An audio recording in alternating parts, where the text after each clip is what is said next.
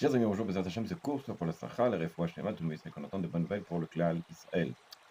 Est-ce que vous savez pourquoi on ne fait pas la bracha de Al Netilat Yadayim avant de commencer tout simplement la mitzvah, c'est-à-dire de faire de l'ablution des mains?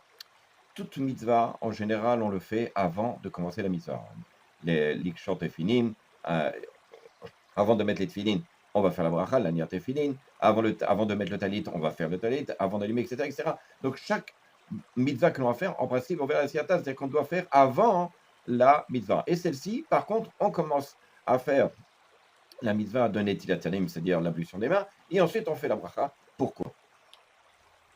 Alors, il y a une raison simple, rapporte le tour dans le Siman Kouf Nunret, tout simplement parce que lorsqu'on va faire la bracha, il vaut mieux avoir les mains propres. Il est possible qu'avant de faire la bracha, eh ben, on n'ait pas les mains propres. C'est la raison pour laquelle on fait netilat, l'ablution. À ce moment-là, effectivement, on va avoir les mains propres et on peut faire donc la mitzvah de Al Netilat Yadayim. D'ailleurs, chaque mitzvah que l'on va faire, en principe, on doit avoir les mains propres avant de la faire. Bon, évidemment, il y a une autre réponse qui est que la mitzvah, comme ça s'est rapporté dans Shulchan Aruch, les Mishabura là-bas dans le Siman, que la mitzvah de Netilat Yadayim, en fait, elle est faite au moment où on s'essuie les mains. Pas au moment où on se lave les mains, c'est au moment où on s'essuie les mains. C'est-à-dire qu'on ne peut pas manger, d'ailleurs, la Gemara dans Sota, elle rapporte Rabbi Abaou, il dit tout celui qui mange du pain alors qu'il a les mains mouillées, c'est comme s'il mangeait du pain impur.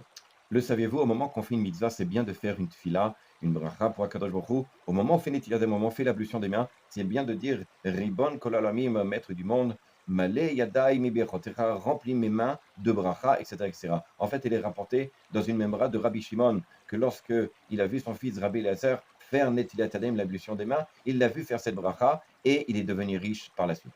À bientôt.